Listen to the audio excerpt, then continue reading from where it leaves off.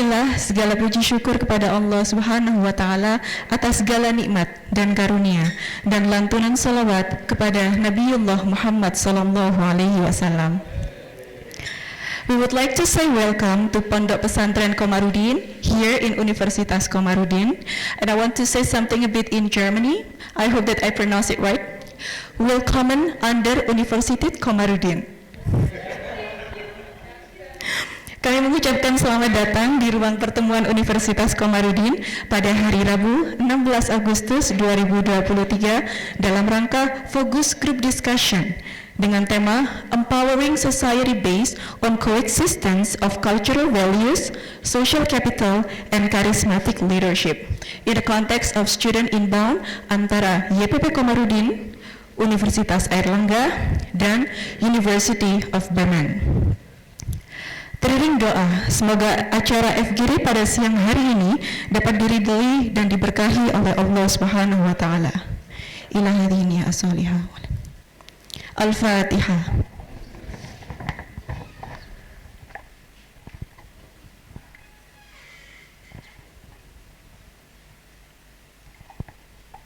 Amin ya rabbal alamin. Terima kasih. Acara selanjutnya yakni sambutan-sambutan. Sambutan yang pertama yakni sambutan yang akan disampaikan oleh Ketua Yayasan Pondok Pesantren Komarudin dan mewakili Rektor Universitas Komarudin.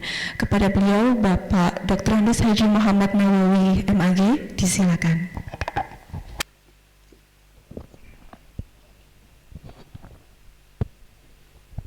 Assalamualaikum warahmatullahi wabarakatuh.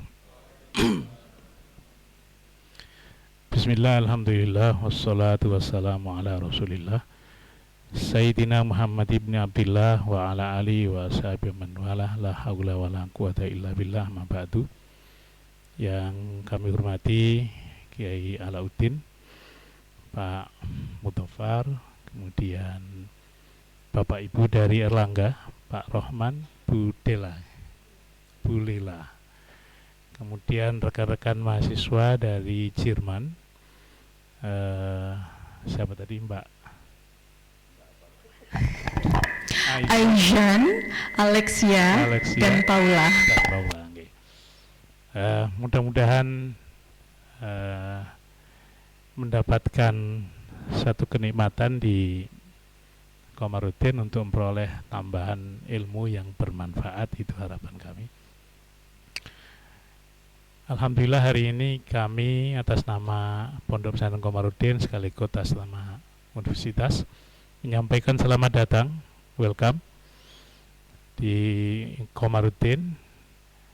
Mudah-mudahan sekali lagi ini bagian dari pengalaman yang bermanfaat, khususnya untuk teman-teman dari Jerman yang datang dari jauh untuk studi terkait dengan komunitas di pesantren Komarudin. Kami sebagai pengurus yayasan sekaligus mewakili universitas mohon maaf atas kekurangannya dalam penyambutan ini, dan sekali lagi mudah-mudahan semuanya nanti mendapatkan kemanfaatan dari kunjungan ini. Baik manfaat di sini maupun nanti setelah pulang di Jerman.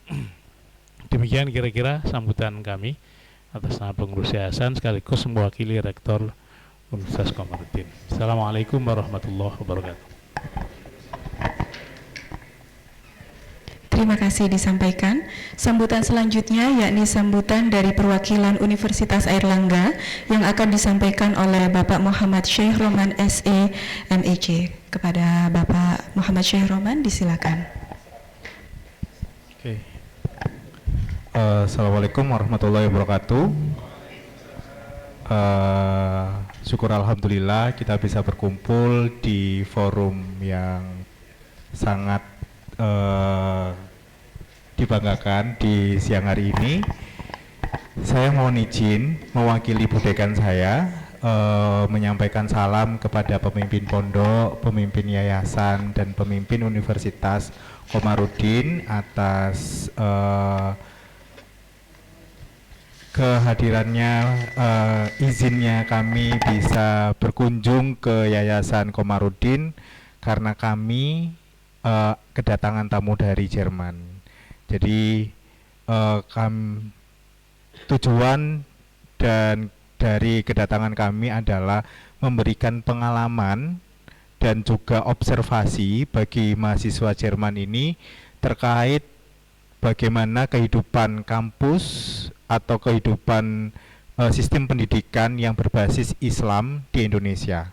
Jadi hari ini tadi kami sudah berkunjung di Muhammadiyah, ke sekolah Muhammadiyah, dan dari Profesor Hendro kami disarankan juga untuk berkunjung ke Komarudin, sehingga saya terima kasih banyak atas sambutan hangatnya atas kedatangan kami. Dan kedepannya saya rasa kerjasama dengan Fakultas Ekonomi dan Bisnis sangat terbuka lebar, karena ini bukan pertama kalinya saja kami bekerja sama dengan Komarudin. Terakhir kemarin ada pesantren planner ya. Jadi selanjutnya hubungan Komarudin dengan Fakultas Ekonomi dan Bisnis semoga bisa lebih terjalin, lebih harmonis lagi, lebih banyak kolaborasi lagi. Monggo, mungkin itu saja dari perwakilan kami. Harapannya nanti kami dapat pelajaran dan teman-teman dari Jerman bisa mengetahui bagaimana sistem pendidikan di Yayasan Komarudin. Mungkin itu dulu dari saya. Saya mohon maaf jika ada salah-salah kata. Wabillahi taufiq wal hidayah. Assalamualaikum warahmatullahi wabarakatuh. Kami sampaikan terima kasih. Acara selanjutnya yakni merupakan acara inti pada siang hari ini, yakni Focus Group Discussion untuk pemaparan model pendidikan pesantren di Pondok Pesantren Komarudin. Dan dalam hal ini akan ada dua pemateri. Yang pertama, pemateri kita yang pertama yakni Bapak Kiai Haji Muhammad Alauddin LC MSEI, dan yang kedua Bapak Dr. Andes Mudafar Usman. Kami persilahkan untuk Abah Yai dan juga Bapak Mudafar Usman untuk menempati posisi yang ada di depan untuk menyampaikan informasi pemaparan terkait dengan pendidikan di Pondok Pesantren Komarudin.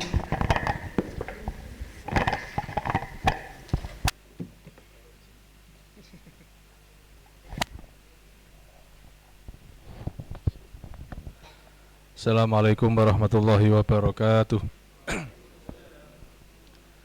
Bismillahirrahmanirrahim. Alhamdulillahirabbil alamin. Wassalatu wassalamu ala sayyidil mursalin sayyidina Muhammadin al-mabuthi rahmatan lil alamin wa ala alihi thayyibin at-tahirin wa ashabihi huril mayamin wa man tabi'ahum bi ihsanin ila yaumiddin.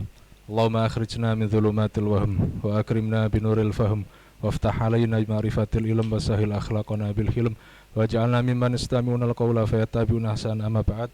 Al-Mukaramun, Muhtaramun, para alim, para kiai, wabil khusus Romo Yai Nawawi selaku Ketua Pengurus Yayasan Pondok Pesantren Komarudin, Bapak Wakil Rektor Pak Halim, juga tamu dari UNER Bu Lila, Pak Syekh Rahman, dan juga tamu-tamu istimewa kita dari Jerman. Ada yang asli dari Jerman, Miss Paula, Alexia, and Aishan. I just have a little sentence of German like Danke, ich liebe dich, ich liebe Mannschaft. In every World Cup saya selalu mendukung Mannschaft.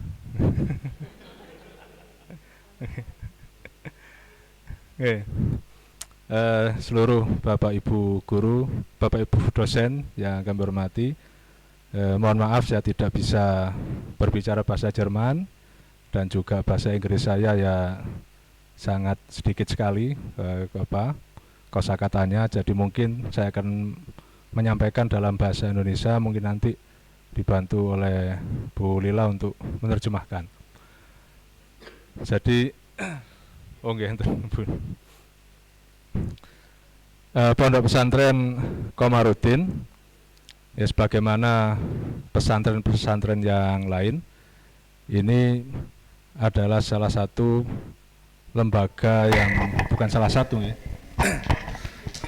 satu-satunya lembaga pendidikan yang pendidikan keislaman yang tertua di Indonesia. Karena pondok pesantren ada di Indonesia ini kan sejak zamannya para Wali Songo. Sejak Wali Songo datang ke Indonesia, mereka sudah mendirikan pesantren, dan kalau kita telisik lagi akarnya atau sanadnya, sanad keilmuannya, pesantren itu sudah berdiri sejak era Rasulullah. Dari di masa Rasulullah sudah ada pesantren yang disebut dengan Ashabus Suffah. Ashabus Suffah. Mereka adalah santri pertama dari Rasul. Kenapa saya sebut santri dari Ashabus Suffah itu? Mereka ini tidak adalah orang-orang yang belum berumah tangga, belum mempunyai anak istri, jadi mereka tinggalnya di masjid. Ada salah satu ruang di dalam masjid yang dijadikan sebagai tempat tidur dari para sahabat yang masih bujang ini. Ya mungkin diterjemahkan dulu.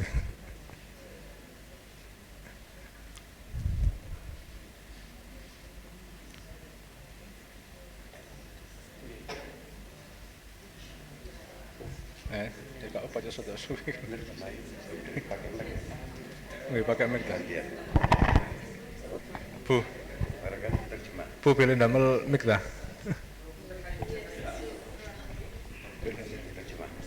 Tidak apa-apa, yang lain biar terbiasa mendengarkan. Betul apa kan? Ya jadi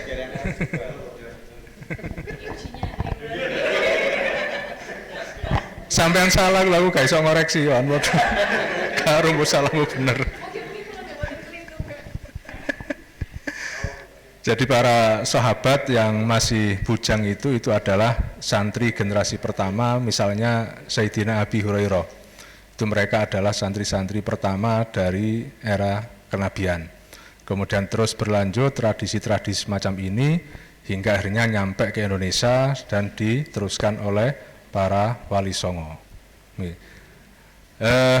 Kemudian di Pondok Pesantren Komarudin ini, pondok ini berdiri pada tahun 1747. Jadi Pondok Pesantren Komarudin berdiri pada tahun 1747.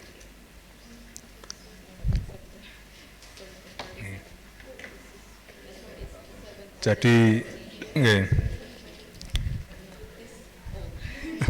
sudah sangat tua sekali, dan kami berdiri tidak langsung memiliki gedung yang mewah, memiliki tempat yang bagus dengan fasilitas yang bagus, tapi pertama kali pondok ini berdiri hanya sebuah langgar atau surau atau apa ya istilah dari Aceh itu apa?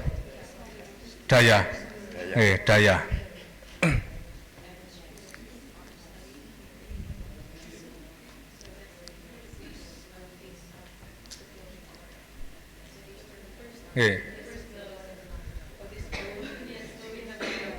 Ini mungkin sama dengan tradisi-tradisi lembaga pendidikan kuno yang ada di Eropa maupun di Amerika. Seperti di Prancis kita punya Sorbonne University, itu kan awalnya dari sebuah gereja. Dari sebuah gereja kemudian berkembang menjadi sebuah universitas yang besar.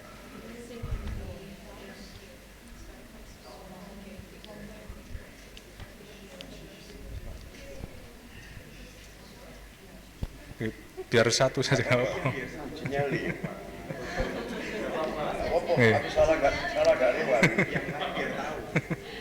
Okay, so actually, if you know Sorbonne University, Sorbonne in France, so it was started from the small Catholic church, and it's getting bigger and bigger, and the society is becoming bigger and bigger. So just like what we have here, so Pondok Pesantren was started from small langgar, small mosque, and after that students are coming there, and then after that it's getting bigger, and attracting many students to come to that place to learn about religion, and nowadays it's a big like what we have now. Oke.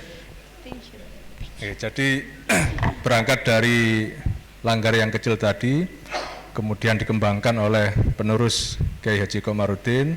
Setiap era menambahkan beberapa macam fasilitas, ada yang membangun asrama, ada yang kemudian membangun penambahan gedung-gedung untuk sekolah, dan seterusnya hingga berdirilah Universitas Komarudin ini di masa kepemimpinan Kiai Haji Muhammad Iqlil Soleh.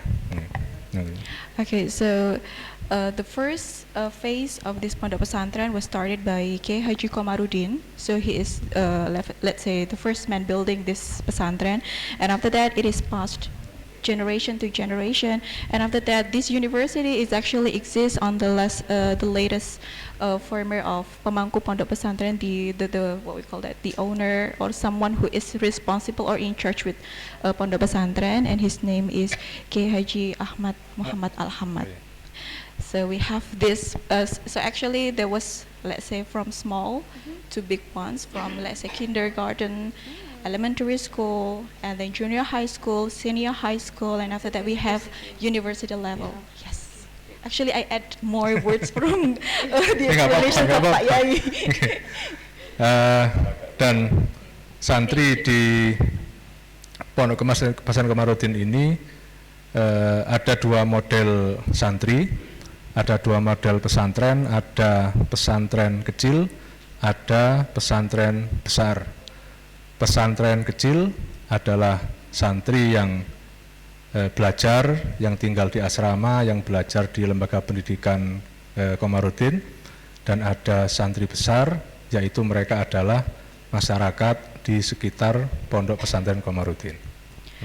Okay, there are two types of santri here. The first one is that the small ones, and the second one we call it as the big one. The small one is those santri. Santri is someone studying in Pondok Pesantren, and they are staying in Pondok Pesantrens. For example, if I'm students, I'm staying in Pondok Pesantren, so I am called as small santri. And then the bigger one is the society. So for example, like this Pondok Pesantren actually has so many what we call that. I don't know what's the channels. So it's like it's for society. So society joining this, Pondok Pesantren, we call this as a big society. Okay. Jadi pendidikan di Komarudin ini selalu menggabungkan dua hal tadi. Ada pendidikan yang kita khususkan kepada santri yang tinggal di asrama, ada pendidikan yang juga kita berikan kepada masyarakat di sekitar Pondok Pesantren Komarudin. Maka hubungan antara masyarakat dengan pondok ini selalu harmonis. Sebab kita juga memberikan porsi kepada masyarakat untuk juga bisa meraih keuntungan-keuntungan dari adanya lembaga pendidikan yang besar ini. Misalnya ini juga hampir sama di semua pesantren, mesti di sekitar pesantren itu banyak sekali warung-warung, yang warung-warung ini nanti juga akan menjadi tempat bagi santri untuk membeli jajan, membeli keperluan. Jadi akhirnya masyarakat juga ekonominya terbantu dengan adanya Pondok Pesantren Komarudin ini. Okay, so actually this Pondok Pesantren give, let's say, I call it as symbiosis, mutualism between Pondok Pesantren and also society. So it's not only give benefits to students, but also society, not only in the term of education, but also in terms of bigger, what we call that, community. For example, like it also improve the neighborhood economic conditions. For example, students go to people near the Pondok Pesantren for those who sell food, something like that. So it's like canteen, So it's also improve the economic quality of the people around Pondok Pesantren. So it's, let's say, mutual symbiosis. Oke, kemudian dalam penyampaian materi keilmuan kepada para santri itu juga ada dua model yang mungkin nanti Pak Mudhafar juga bisa menambahkan, bisa menjelaskan lebih dalam. Jadi Kenapa? Oh, KT.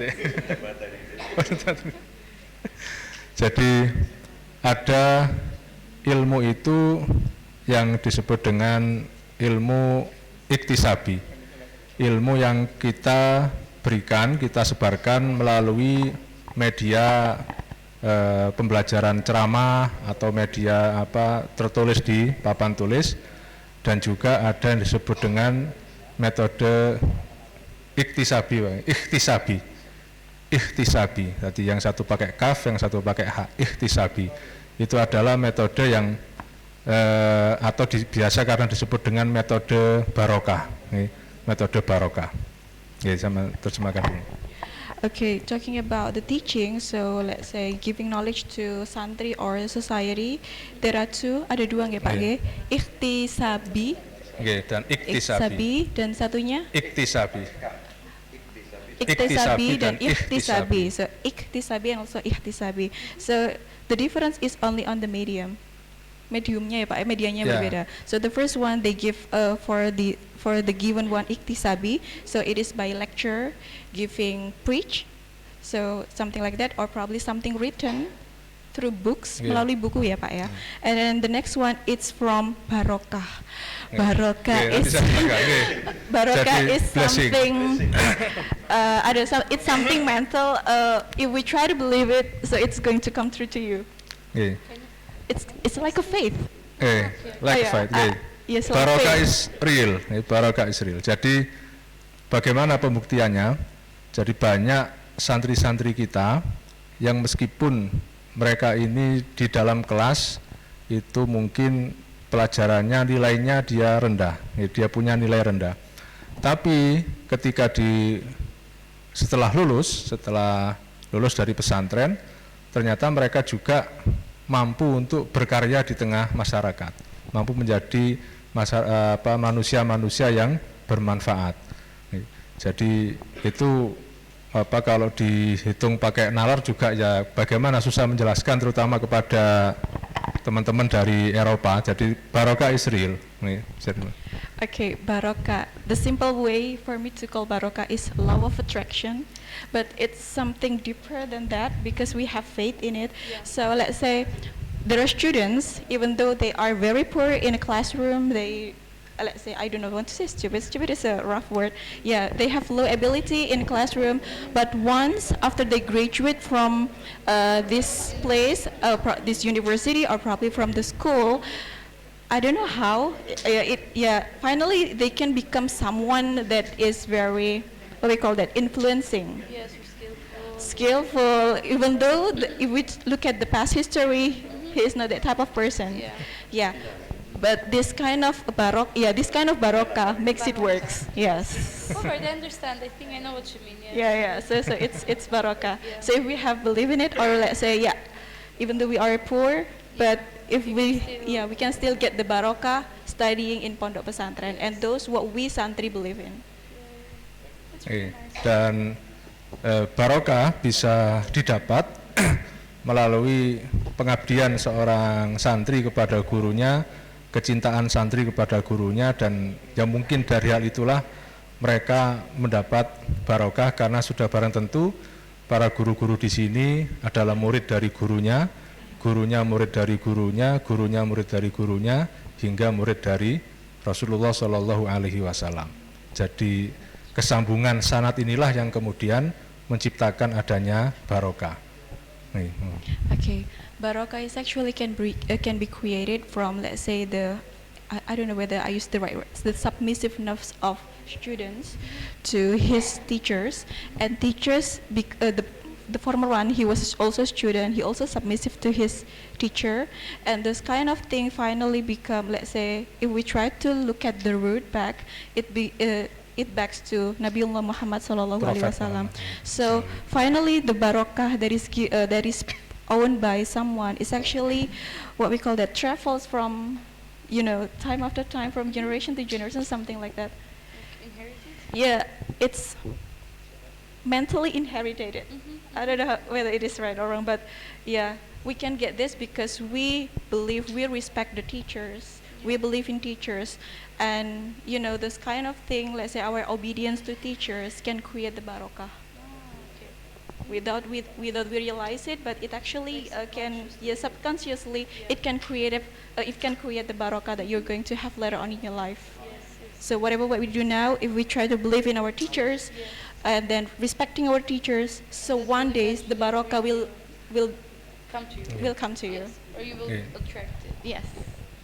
Oke, dan ya mungkin inilah yang tidak dimiliki oleh lembaga pendidikan lain, misalnya di UNER juga mungkin ya barokahnya ini nggak ada, sistem barokah ini nggak ada. Begitu juga mungkin di Eropa, di University of Bremen juga mungkin tidak ada barokah, tidak ada jalur keilmuan barokah. So probably it's a different type of what we call that. Probably it's not exist in Bremen. It's probably doesn't exist in formal education like in UNER. Well, actually, I also from UNER. Saya And juga dari believe UNER. I still Sama, believe saya juga that dari my UNER. submissiveness to my teachers, my lecturer, my former teachers, or whoever it is, for those who have ever taught me, so I believe that it will attract barokah. Jadi makanya di lembaga-lembaga pendidikan yang lain yang lebih diutamakan pertama kali ya nilai. Baru sekarang mereka sadar adanya sistem model barokah ini, makanya kemudian beberapa lembaga pendidikan di luar pesantren pengen niru pesantren, jadi mereka juga mengembangkan nilai atau karakter akhlak di setiap lembaga pendidikannya. Makanya kemudian UNER juga kan dia tidak hanya sekedar excellent, tapi excellent with morality. Okay, so this is actually what is, let's say, modified or let's say imitated by other models of or other institution. Because in pesantren we have something called barokah, and for the other institution or formal institution, they don't really have it, and they try to adapt it so that the value of barokah can exist in their place. So it's not only excellence in score, not only excellence is something formal, but also we have something called morality that can also attract the barokah. For example, like in UNER, so it's not only excellence, but excellence with morality. Yes. Ya, mungkin itu yang bisa kami sampaikan. Ya. Danke for welcoming here.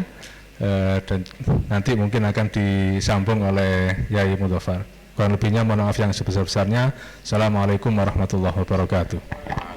So that's all from the first narasumber, from the first speaker, and after this we're going to have the second one, Bapak Dr. Andes Mudafar Usman. Betul. Gantian, menerjemahi. Gantian Bu. Ya Bu, gantian Bu ya. Gimana Bu? Oh, gantian. Ayo gantian. Oh yeah. Do you have any questions about this one? Maybe like Yeah. maybe for the barokah, like what is a way that you implement it that like students can grow with this ideology? Oke, apa yang dilakukan oleh siswa supaya pemantapan barokah ini bisa, ya, untuk Oke, jadi bagaimana mencari barokah? setiap siswa itu memahami apa yang disebut dengan barokah, karena memang ini adalah sebuah tradisi di kalangan Muslim. Itu pasti mereka tidak hanya sekedar punya keimanan saja, mereka juga meyakini adanya barokah semacam itu. Jadi makanya untuk mengembangkan barokah ini, maka yang kami kedepankan di Komarudin adalah pendidikan akhlak, pendidikan moral, itu yang paling utama. Okay, so the way to grow this barokah things to students is that we try to introduce the barokah values toward the students. So let's say if it is informal, so they try to put more in akhlak, because good akhlak can attract barokah. Barokah, yeah, is something like law of attraction, I guess. Ya, mungkin seperti itu. Jadi juga kemudian mereka para santri ini, setiap santri baru pasti kita ajak untuk kembali ke pondok. kita ajak mereka untuk melihat ini loh dulu yang dilakukan oleh pendiri Komarudin, Bagai Komarudin, dari langgar yang sekecil ini kemudian berhasil untuk mendirikan berbagai macam fasilitas-fasilitas yang ada. Jadi kita kenalkan untuk mencintai para kiai, mencintai para guru. Okay, so one of the way for example, when we have newcomers or new students in all level of education system, it is in kindergarten, elementary until university, when they are becoming new students in Komarudin, they will be invited to go to Pondok Pesantren. They will be introduced to the places, we call it Selanggar, the first Selanggar. Now it's modified to become a good building, a very good building now. And after that, the students are there, and then they were given a little bit story about, you know, the Pondok Pesantren. And after that, students are invited to pray together and led by Pak Yai, Abah Yai. He's now our Abah Yai. So there, after that, the students can know who is it's not the owner, who is the kiai of this Pondok Pesantren, so that the love of Pondok Pesantren can be grown from there. Okay. So by introducing to places, okay, this is the makam, this is the pond. Yeah, they are given the informations about the history of Pondok Pesantren. They will be invited to makam. Makam is the grave of the founder of this Pondok Pesantren. Or probably later on you will be invited to come to that place, because this is one of the sacred place in Bunga, and there is let's say once in a year there will be historical events to celebrate. It's not the death, to commemorate and also to commemorate the fights, the figure of this Pondok Pesantren. Okay. Kula tambahi. Dan ini juga sama seperti yang saya ceritakan tadi, tradisi dari mahasiswa-mahasiswa baru di Sorbonne, Paris, juga di McGill University, itu pasti selalu dikembalikan ke gereja yang kecil itu yang di tengah kampus, jadi agar mereka selalu mengingat jasa-jasa para pendahulunya. Okay, and this is the same thing like what is in Sobong. Yeah, the students are bring back to the church to commemorate, or to, let's say, to make them know who is the founder. Yeah, you know. So to know the history, to know the root of the from the origin. From the origin. Yeah. So this is what we do here too. Jadi biar mereka tahu bahwa dasar dari pendidikan itu dikembalikan, tujuannya adalah untuk mengembangkan agama Islam. Apapun jurusan kamu, apapun sekolah kamu, sebab semua ilmu ini nanti dasarnya, ujungnya adalah untuk mengajak manusia ke agama Islam, sebab semua ilmu itu adalah untuk mengenalkan manusia kepada Allah Subhanahu wa taala. Okay, so the aim is that all those things, let's say, leads back to how this science actually exists from. Science is coming from Allah Subhanahu wa taala. So that's why by showing them those kinds of things, so it can make them realize that everything belongs to Allah. Even the education, it leads back to Allah. So to make us realize that we are human, we are also the entity created by Allah. So everything backs to Allah. So back to our belief as religion. Dan ketika mereka sudah mengenal lebih dekat dengan Allah, kita kenalkan melalui para guru-guru ini, maka nanti yang mengajari mereka adalah Allah, sesuai dengan ayat dalam Al-Quran, wattaqullah wa yu'allimukumullah. Bertakwalah kepada Allah, maka yang ngajari kamu bukan gurumu, tapi yang ngajari kamu adalah langsung Allah Subhanahu wa taala. Itulah barokah. Okay, so it refers back to ayah in Al-Quran. Wattaqullah means that you have to believe in Allah, and those whoever teach you, actually the one who teach you, it's not the teacher in the physical ones, but actually it's given back from Allah. So it is sent directly from Allah through the teacher. Ya, dengan syarat bertakwa, ya, So you have to have a faith, maka ilmu akan datang sendiri. and the knowledge will come to you eventually. Ya. This is barokah. And that is barakah, because we have the faith. Ya. Ya. Danke. Questions from Sama-sama. Paula and also Aisha? No questions. Okay, if you have any questions, so you can just ask later on. Okay, monggo Pak. Pak Mudafar. Oh, Inje apa? Oh iya.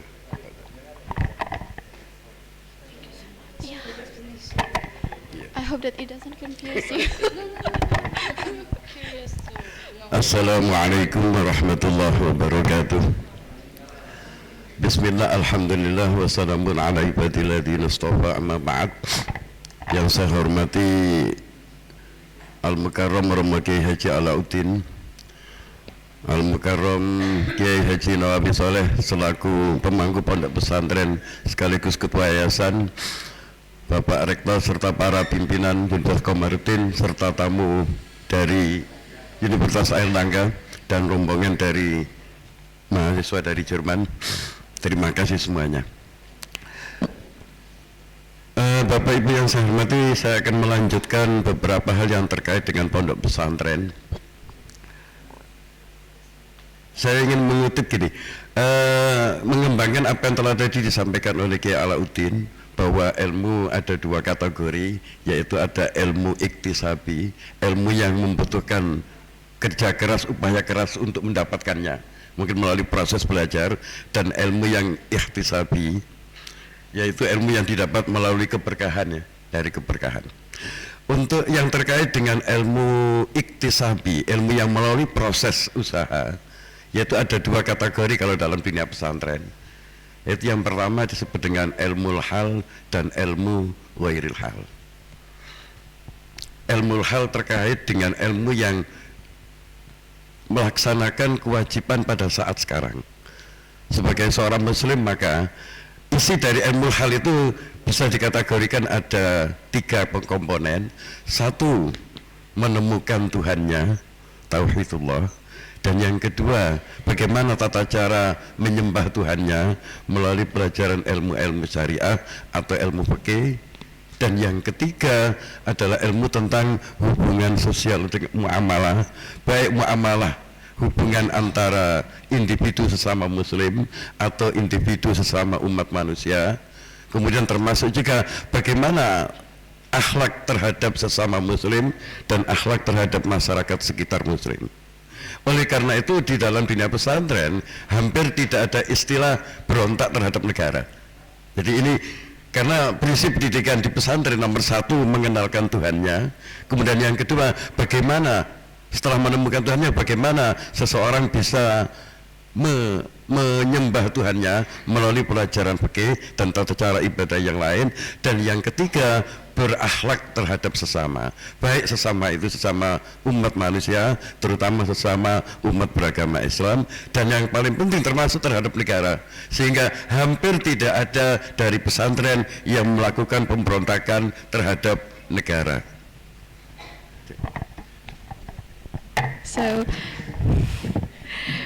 for those, there are two types of science, right? There was iktisabi, and also ihtisabi. The first one, iktisabi.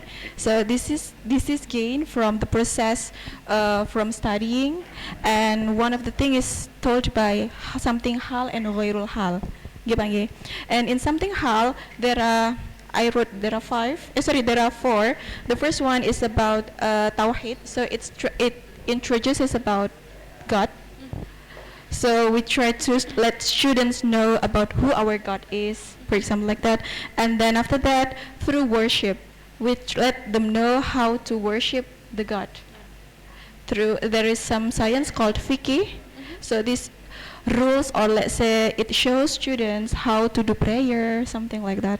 And then the next one, we have something called mu'amalah. Mu'amalah is the way human behaves to other humans. So it can be from individual to individual, or probably individual to society. So it also learns about morality. So this is what we have in mu'amalah. And the last one is about the love to country, love to nation. So that's why here in Pondok Pesantren there is no called rebellion to nation. Is it correct term? So there will be no rebellion, rebel, something like that, or let's say destructive to country, because there is a belief that hubbul watan minal iman. Is it right, Pak? So we have something called Hubul Watan, is our love to nation is also part of our faith to our God. So this is from the how. Kemudian yang kedua ya tentang masih dalam konteks ilmu iktisab. Tadi yang pertama tadi ilmu hal, ilmu yang terkait dengan kewajiban. Kemudian yang kedua ilmu yang merupakan pelengkap dari kebutuhan hidup. Dalam hal ini mungkin life skill ya. Jadi life skill. Pada umumnya ilmu-ilmu begini, karena di dalam agama ada perintah untuk melaksanakan sholat, puasa. Ya. Untuk mengetahui waktu sholat maka dibutuhkan namanya ilmu falak atau astronomi. Sedangkan astronomi membutuhkan hitungan matematis. Oleh karena itu maka pesantren juga melengkapi pelajaran-pelajaran yang terkait dengan matematika. Contoh lain, fikih Islam itu juga mengajarkan tentang faraid, ilmu membagi waris. Dalam pembagian waris diperlukan hitungan-hitungan matematika. Karena itu ilmu di pesantren juga diajarkan matematika dalam rangka dapat melaksanakan ajaran-ajaran Islam yang lebih sempurna. Dengan kata lain, semua ilmu-ilmu pengetahuan umum yang bisa digunakan untuk meningkatkan kualitas keagamaan, ilmu itu akan senantiasa dipelajari. Okay. And then the other one, so the first one is the first type of science. The first one is obligatory, something that is related to our daily ibadah. And after that, the ghairul hal is something actually the function is to support the life skills. For example, I told you about fiqh, to rules how to do prayer or something like that. And if you want to pray dhuhr, for example, you have to know the time. And when is the time? You will use the other types of science, for example, like astronomy, something like that. And to count the astronomical things, you will also need to learn about mathematics. That's why mathematics is needed. And this kind of science is not only stop on math, no, but also the other types of science. For example, like in fiqh, we have faraid. Faraid is something like wealth endowment. Do I use the correct term? Talking about wealth, for example, the wealth that your father have, and then your father passed away, and then the wealth is given to his children.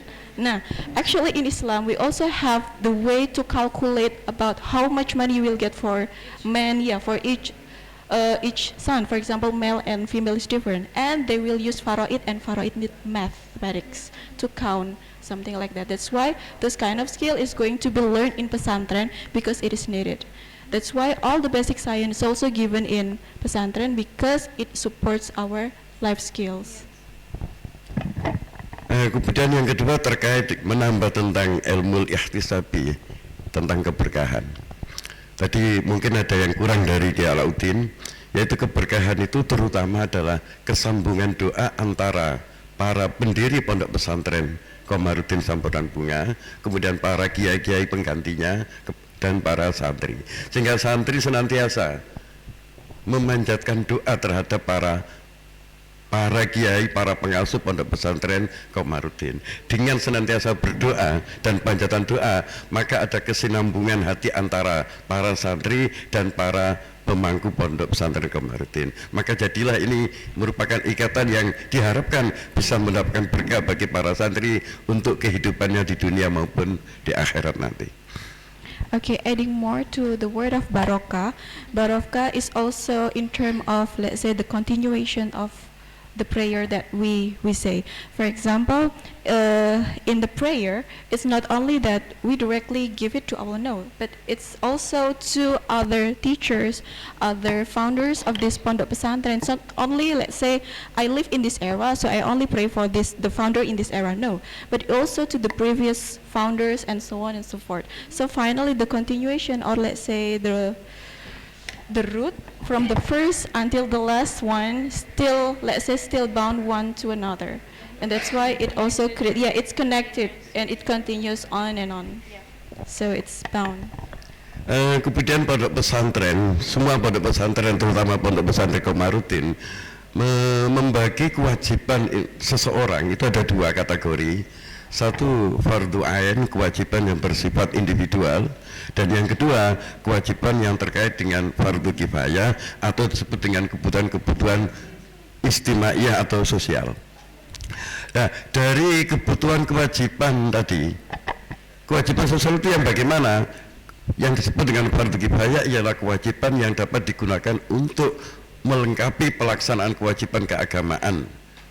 Jadi contoh misalnya, karena beragama itu butuh makan, butuh minum untuk bisa kuat beribadah, maka menjadi seorang ahli ekonomi merupakan kebutuhan fardu kifayah. Sebagai masyarakat yang hidup dalam sebuah negara perlu pemimpin politik, maka menjadi seorang ahli politik adalah merupakan kewajiban fardu kifayah. Begitu pula yang lain, termasuk karena hidup itu butuh sehat, maka menjadi seorang dokter adalah memenuhi kebutuhan fardu kifayah. Okay, and in all pondok pesantren, they believe that there are two types of obligation. The first one is called fardu ain. So this is going to be personal responsibility, personal obligation that everybody should achieve. And the second one is fardu kifayah. This is social responsibility. If we talk about social responsibility, it's not something that everybody must do. For example, I do not know about economic and I must learn about economic. No, but this can be trusted or it can be done by the other people. That's why the need of pondok pesantren to create, let's say, the future successors. For example, there will be someone who become economics, and then there will be someone who become a doctor. So it, let's say, it has already applied the social responsibility. So that's why here in pondok pesantren, they not only created individual who are faith to Allah, who has believed in and doing all this personal responsibility, but they also, let's say, are given chance to complete the social responsibility. So that's why it is expected that those who are those coming from pondok pesantren can fulfill the certain roles needed in society.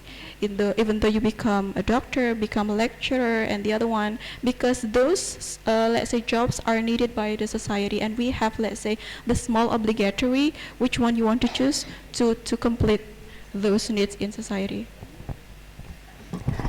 Kemudian pondok pesantren Komarudin yang berdiri pada tahun 1750-an tadi ya, ini merupakan bahwa Kiai Komarudin ini merupakan santri dari Kiai Haji Muhammad Besari Tegalsari Ponorogo yang berdiri pada awal abad 18. Ada ditulis di bukunya Bu Hanun, di disertasinya Bu Hanun, pelembagaan pondok pesantren.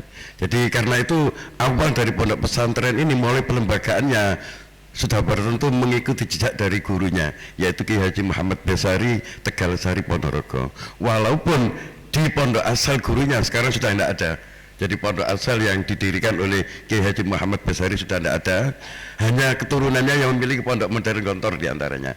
Tapi alhamdulillah pondok yang digagas oleh salah satu santri dari Kiai Muhammad Besari masih berdiri tegak, bahkan bisa kita lihat saat ini sampai memiliki perkembangan yang luar biasa hingga saat ini. Oke, bismillah, muka-muka mboten kelintung ya Pak nggih. Panjang ya Pak. Nggih. Tak kawono. Nyantai wae. Okay. So Kiai Komarudin was once also a santri. So he studied in Kiai Besari in Ponorogo. Ponorogo nggih Pak nggih, in Ponorogo. So Ponorogo is a name of region in East Java too. And then unfortunately for Kiai Besari, what we call that, he doesn't have big pondok pesantren like what we have in Pondok Pesantren Komarudin. Pondoknya nggak ada ya Pak ya? Yang sana sudah tidak ada. So, the pondok pesantren there doesn't exist, sudah tidak. It's gone.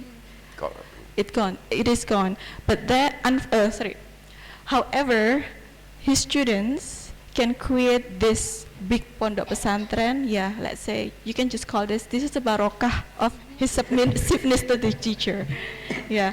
So even though let's say the teacher didn't have the pondok pesantren as big as this one, but finally the students can create it. Yeah, student can create the bigger one. Kemudian perkembangan pondok pesantren Komarudin mulai berdiri pada zaman Kiai Komarudin sampai pada tahun 1932. Pondok ini berjalan, model pendidikannya adalah tradisional, sehingga ngajinya mungkin hanya ngaji kitab-kitab yang terkait dengan ilmu hal tadi. Kemudian mulai tahun 1932 pendidikan modern tradisional tadi berubah menjadi madrasah klasikal. Jadi yang disebut dengan madrasah asada, mulai adanya pendidikan klasikal di Pondok Pesantren Komarudin terhitung mulai pada tahun 1932 dengan tokoh utamanya adalah Kiai Haji Muhammad Shaleh Mustafa, kakek dari Kiai Haji Alauddin tadi. Pelopor. Okay, so the type of pondok pesantren that it has, at the very first time it was very traditional, only studying religion book. In Bahasa we call this kitab kuning. I cannot interpret this into yellow books. No, this is not yellow. Kitab kuning is a book written in the yellow paper. So it is written in Arabic, in a very small Arabic. Yes, it's very complex. Probably later on you can be shown about the book, the Kitab Kuning. So it was given traditionally, and after that in 1932, so finally Kiai Haji Shaleh Mustafa, the grandfather of Kiai Alauddin, the current Kiai. He built the first classical madrasah. Madrasah tidak, iya Pak, bukan? Oh, madrasah. So it's like, yeah, we call this as classical madrasah. Probably bedanya scholastic. Yes, modern, klasikal. So, jadi sekolah klasikal, asalnya kan tradisional. Menjadi starting from kelas itu dimulai tahun 32 oleh Kiai Shaleh Mustafa. So in classical berarti ada kelas-kelasnya begitu Pak? Okay, so it's not a formal education, but it makes, let's say, class based on the class, berdasarkan kelasnya Pak. So we call this classical madrasah based on class. Kemudian pasca kemerdekaan 45, setelah Kementerian Agama melakukan perbaikan sistem pendidikan, maka dari Kementerian Agama atau Departemen Agama mulai membuat jenjang MI, Madrasah Ibtidaiyah setingkat SD, kemudian ada Madrasah Sanawiyah setingkat SMP, sampai kemudian MA. Ini baru muncul setelah kemerdekaan. Jadi 32 belum ada. Jadi semua jenjang, yang penting saat itu sudah ada madrasah klasikal. Dan siswa yang sudah lulus madrasah klasikal ini langsung mengajar adik-adik kelasnya. Jadi sudah tingkatannya menengah gitu. Jadi termasuk yang lulusan pertama itu kebetulan ayah saya. Jadi ayahnya Pak Nawawi ini termasuk yang lulusan pertama, lulus dari madrasah asada langsung mengajar adik-adiknya di kelas bawah. Jadi termasuk ayahnya Pak Raub itu diajar oleh ayahnya Kiai Nawawi. Okay. So after the independence of Indonesia, Indonesia built the educational system, and pondok pesantren also try to adapt that. Finally, they have elementary schools, and after that, they also built junior high schools. And there was first place called Madrasah Klasikal, right? And then the alumni of Madrasah Klasikal finally has chance to teach in the elementary school. And the alumni was the father of Kiai Nawawi, and also his father, Yai Mudhafar's father. So they were the first alumni of the classical madrasah. Ya, terakhir, karena pendidikan pesantren adalah penerus dari pelaksanaan ajaran agama, dan kita tahu bahwa Islam itu adalah solihun likulli zaman wal makan, maka madrasah at-tarbiyah al-islamiyah juga solihatun fi kulli zaman wal makan. Karena Islam itu senantiasa bisa menyesuaikan pada setiap kondisi, maka pendidikan Islam juga bisa menyesuaikan pada setiap situasi dan kondisi, sehingga kita bisa mengembangkan sampai memiliki perguruan tinggi dan lain-lain seperti ini. Terima kasih untuk saya. Sementara saya akhiri. Assalamualaikum warahmatullahi wabarakatuh. And then the last, talking about the education system that we have in Pondok Pesantren, the point is that Pondok Pesantren is not something old, but these schools or these Pondok Pesantrens also adapts with the changes that happens in our society. Wherever the society or wherever the era goes, so Pondok Pesantren will always try to adapt. So that's why here the school is not only limited to elementary, junior, senior, but also we have university as the preparation for the students of Pondok Pesantren, for the santri to face the changes in this world. So that was his last words from Pak Kiai Mutofar Usman.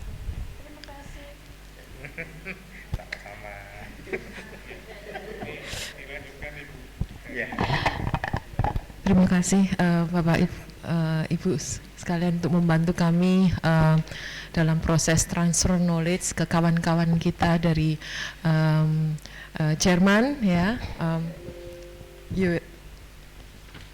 You got the very structured information and very interactive activity also today, but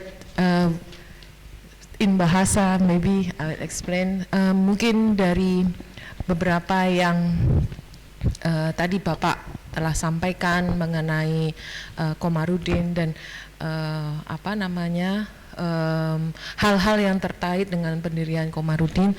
Saya secara singkat memiliki analisis singkat bahwa sebetulnya Yayasan Komarudin ini sudah memiliki inti dari sustainability sistem pendidikan, yaitu tadi disebutkan mengenai cultural value dari pesantrennya yang juga dipengaruhi oleh tradisi untuk sistem pendidikannya dari mulai pesantren kecil dan pesantren besar. Kemudian ada kaitannya dengan sosial kapital di mana masyarakat juga masyarakat sekitar juga tidak hanya terbantukan tetapi ekonomi kerakyatan bergerak di situ. Ya, kemudian ada charismatic leadership ya, di mana charismatic leadership ini memiliki fondasi sustainability yang sangat penting, yaitu kaitannya dengan nilai-nilai berkah ya, faith ya, kemudian yang kaitannya dengan keberkahan itu dicapai jika kita melakukan obedient kepada guru ya, obedience to teacher in order to have their what is that sustainability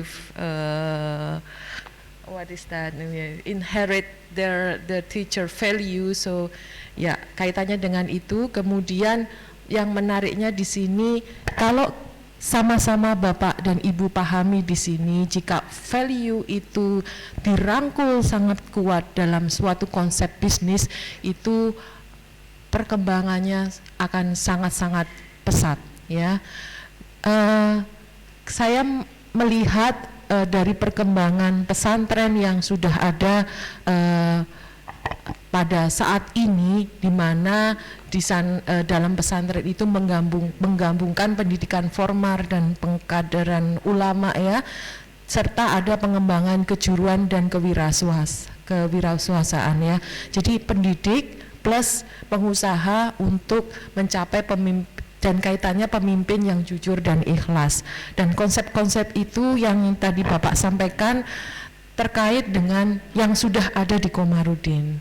Nah, kemudian sebagai sedikit analisa dari saya ya, semoga ini cukup membantu. Nah, yang penting di sini adalah keterkaitan antar unit pesantrennya, Pak. Jadi keterkaitan antar unit pesantren di mana ada pesantren di situ, kemudian dan pesantren memiliki profit generating unit yang sepertinya hal-hal itu sudah ada di Komarudin, yaitu professional management, kemudian ada productive asset ya. Productive asset ini yang harus menjadi inti dari kegiatan unit bisnis di pesantren. Nah, di situ di unit bisnis itu mungkin saya bisa mungkin jelaskan sedikit bahwa Bapak sudah di Komarudin sudah ada pusat pendidikan pesantren di mana ada kurikulum pendidikan yang baik, kemudian fasilitas pengajaran yang baik, pengajaran yang berkualitas, dan itu merupakan faktor endowment yang sudah ada ya, dan itu merupakan warisan dari sejarah yang sudah ada gitu. Jadi bagaimana untuk menjaganya, ya keep sustain, jadi jagalah itu dengan estafet yang baik antar pendidik dan muridnya dan santrinya. Dan yang terpenting di sini Pak, di proses pendidikan itu ada pendidikan yang dikaitkan dengan kewirausahaan, kemudian pelatihan pendidikan formal, kemudian ada tahfiz yang nantinya memang ujung-ujungnya kualitas santri dan lulusan. Nah, kualitas santri yang lulusan itu nanti tidak hanya berhenti di situ sebetulnya Pak. Kualitas santri yang lulusan yang baik adalah kualitas santri yang dapat memberikan kemanfaatan kepada masyarakat, dapat memberikan multiplier effect dan ke masyarakatnya. PR-nya adalah apakah proses seperti itu yang sudah ada di Komarudin itu sudah dilakukan. Istilahnya seperti tracing study ya. Jadi lulusan saya sudah di mana saja, apa yang sudah dilakukan lulusan saya itu adalah tolak keberhasilan dari Yayasan Komarudin itu. Nah, bagaimana secara bisnis Pak? Bagaimana penguatan pemberdayaan secara bisnis? Saya melihat di sini harus ada goal peningkatan unit-unit usahanya. Kami mungkin ya sudah banyak best practice yang kita lihat, mungkin ada di Jawa Barat ya, pesantren modern pesantren di Jawa Barat itu bisa, atau pesantren-pesantren modern saat ini, yaitu menggabungkan antara pesantren dan non pesantren. Nah, pesantren dan non-pesantren, aktivitas pesantren dan non-pesantren, di mana di aktivitas pesantren ini baik yang aktivitas makronya maupun aktivitas mikronya, di mana makro dan mikro ini ada institutional capacity buildingnya, kemudian program kerjasama antar pesantrennya dan korporasi. Model korporasi atau model-model holding pesantren itu bisa diterapkan yang sudah ada seperti di Jawa Barat. Nah, kalau model yang menggabungkan dengan non pesantren, menggabungkan dengan pos pesantren adalah di lingkungan kita masih banyak sumber-sumber ekonomi yang mungkin belum dioptimalkan. Misalnya peningkatan aset usaha mustahik sampai dengan yang kecil, itu yang pertama. Yang kedua adalah peningkatan aset usaha koperasi menengahnya. Nah, aktivitasnya banyak di situ ya, mulai dari optimalisasi dana zakat yang produktif, kemudian dana wakaf produktif, kemudian adanya suku. Nah, itu bisa kita optimalkan.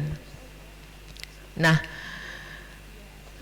jadi secara kesimpulannya Pak, mungkin ya kami mungkin bisa memberikan sedikit masukan adalah penguatan positioning dari Yayasan Komarudin ya,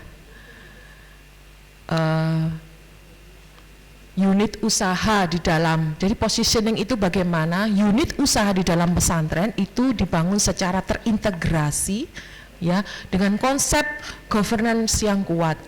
Nah, konsep governance yang kuat, kita kembali lagi bahwa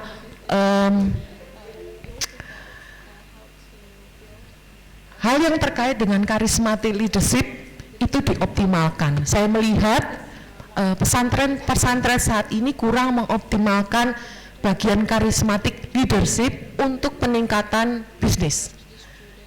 Kita gunakan value charismatic leadership ini pada individu sendiri, bahwa charismatic leadership ini dikaitkan dengan servant leadership, pemimpin yang melayani ya, kemudian managerial cognitive capability, kemampuan kognitif dari manajerial dari kepemimpinan yang karismatik, dan emotional regulation, bagaimana pemimpin itu menyikapi regulasi-regulasi yang sudah ada. Itu kaitannya dengan sekarang maraknya adanya kompetisi antar pesantren gitu. Begitu. Nah, kalau charismatic leadership itu dioptimalkan, maka akan muncul leadership yang efektif, sehingga performance dari Yayasan Komarudin itu akan sangat lebih baik. Nah, tentu saja itu dari sisi individu. Dari sisi organisasi, setting mengenai purpose driven organization, tujuan dikembalikan lagi pada konsep dasar pembangunan pesantren. Warisan-warisan yang dulu, value-value dulu yang sudah ada tetapi belum dioptimalkan. Tujuan saya ini apa sih sebetulnya gitu. Tujuan Komarudin, Yayasan Komarudin itu apa? Setelah itu, apakah mampu tujuan dari purpose driven organization yang saya sebutkan, tujuan dari organisasi itu akan mengubah karena kan pesantren tidak hanya stuck di sini aja, tetapi kita harus berlari cepat sesuai dengan kondisi zaman saat ini, kondisi perekonomian saat ini, maka kemampuan untuk berubahnya itu sejauh mana? Tentu saja perubahan yang ke arah baik yang sesuai dengan fondasi dari Yayasan Komarudin begitu. Sehingga kalau dari sisi organisasi dan individu itu terintegrasi, maka muncullah satu organization performance yang akan lebih baik dan sustain. Nah, sustain value-nya sudah ada, Pak, tinggal dioptimalkan. Begitu. Baik, terima kasih. Itu hanya analisis pendek dari kami. Mohon maaf sebelumnya. Assalamualaikum warahmatullahi wabarakatuh.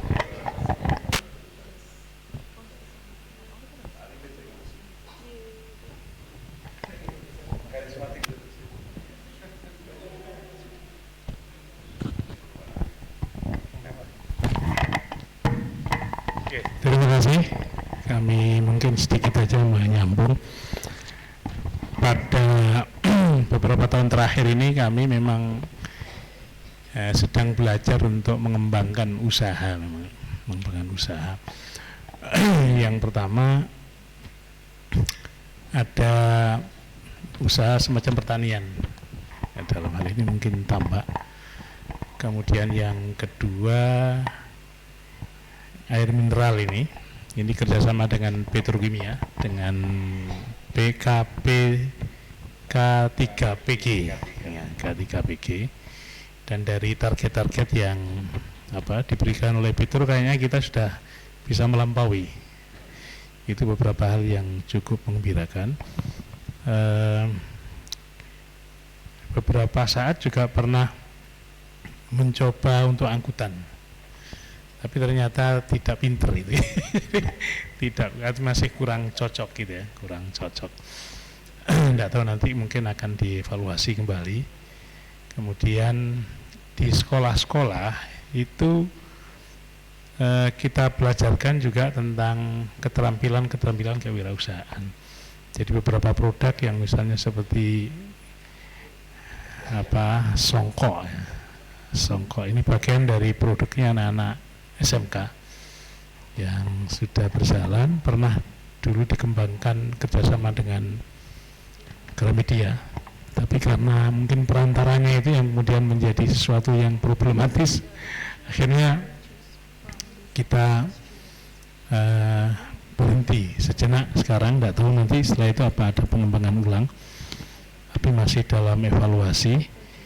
Lalu ada banyak seperti semacam baliho atau itu di SMK juga kita kembangkan.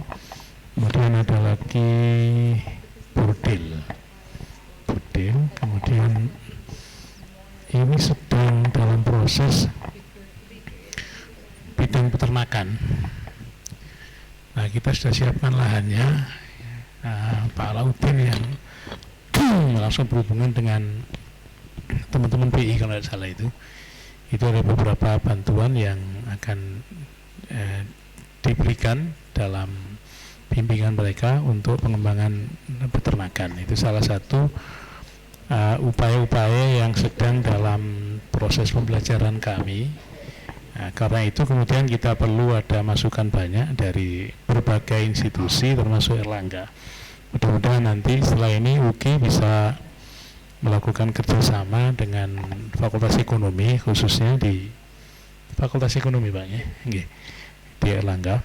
Beberapa departemen yang di Erlangga, departemen ya bahasanya di Erlangga itu ya, itu yang sudah melakukan kerjasama itu di kedokteran gigi, kemudian farmasi, lalu yang terakhir ini bahasa, khususnya bahasa Inggris yang kayaknya ini akan kita lakukan pertemuan awal itu tanggal 19 Agustus. Nah, kami juga sebetulnya perlu untuk pengembangan bahasa Inggris itu khususnya di anak-anak sekolah, karena mereka juga setelah dilakukan semacam survei itu sangat gandrung untuk bisa berbahasa Inggris secara aktif. Nah, karena itu kemudian mungkin sudah ada pembicaraan awal dengan PR1 khususnya dengan UKI yang jurusannya bahasa Inggris, itu akan kita minta juga ikut membantu sekolah-sekolah yang berada di naungan Pondok Komarudin untuk membimbing mereka atau adik-adik kita supaya kemudian mereka bisa secara aktif berbahasa Inggris. Itu yang diharapkan. Terima kasih masukannya Bu Lila ya. Bu Lila, mudah-mudahan bermanfaat fitini wa dunya wal akhirah. Dan dari kami atas nama pengurus yayasan sekaligus mewakili UKI, mohon maaf atas segala kekurangan kami dalam penyambutan ini. Terima kasih atas kehadirannya, dan nanti bisa kita kembangkan di kemudian hari untuk kerjasama yang lebih baik. Itulah beberapa hal yang bisa kami sampaikan. Mungkin setelah ini kita melakukan kunjungan ke pondok pesantren, nanti kita menggunakan kendaraan. Ibu yang bisa mendampingi bahasa Inggris diminta untuk ikut juga ke sana.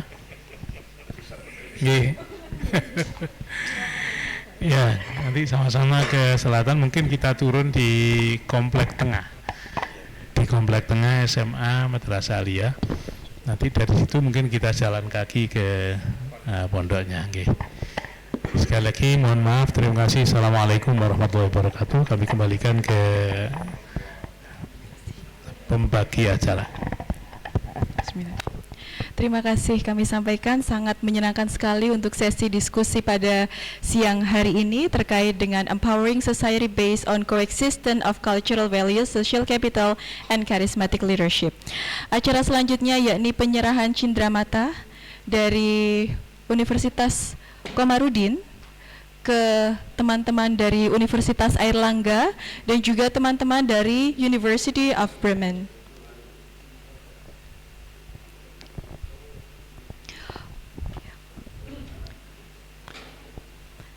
Tim dokumentasi kami minta untuk menyiapkan bergantian dulu sepertinya dari Universitas Komarudin ke Komarudin dulu ke Universitas Airlangga dan juga teman-teman dari Bremen. Pak Yai monggo ten ngajeng.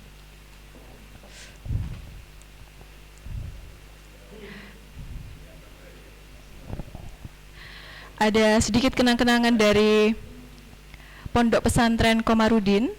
Ini adalah buku sejarah tentang berdirinya Pondok Pesantren Komarudin. Buku yang ada 2 buku.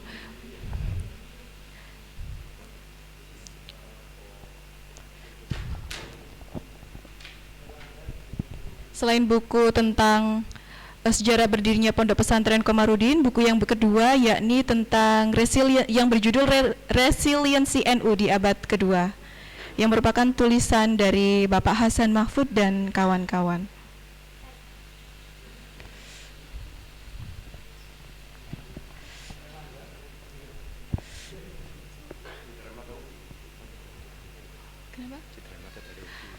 Okay.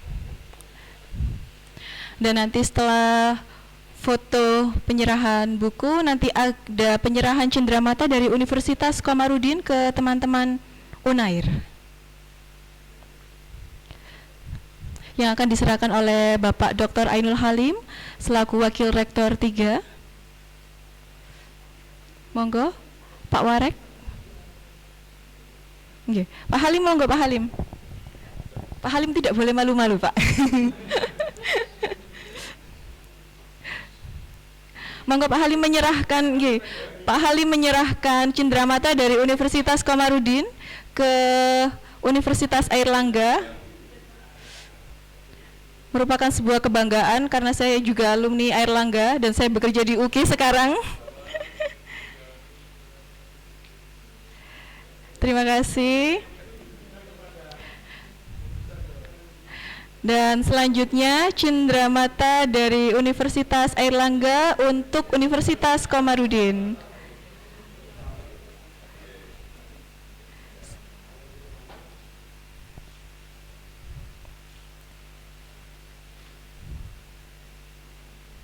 Kami ucapkan terima kasih. Untuk selanjutnya sesi foto bersama dengan teman-teman UNER dan juga teman-teman dari University of Bremen. Monggo Pak Warek, Pak Yai Mudafar, monggo.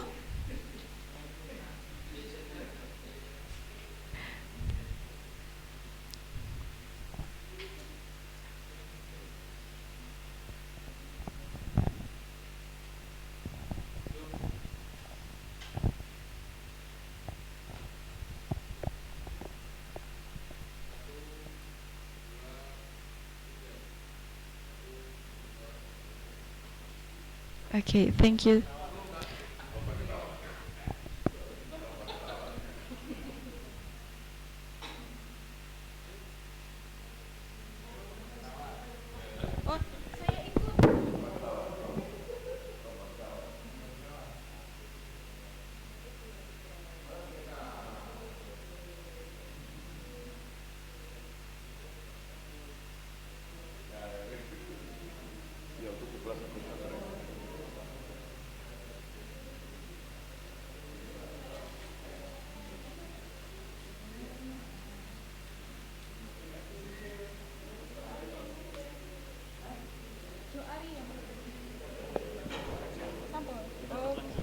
Langsung saja,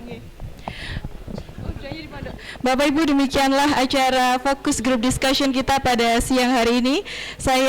Semoga acara FGD ini dapat bermanfaat bagi Pondok Pesantren Komarudin dan juga Universitas Komarudin ke depannya. Saya Eva, mohon maaf atas segala kekurangan. Akhirul kalam, wallahul muwafiq ila aqwamit thoriq. Wassalamualaikum warahmatullahi wabarakatuh. Kami persilakan untuk Bapak Ibu tamu dari UNER dan teman-teman dari Bremen University, kemudian Bapak Ibu Dekan dan segenap tamu undangan untuk mengikuti acara ramah tamah di ruang rektorat.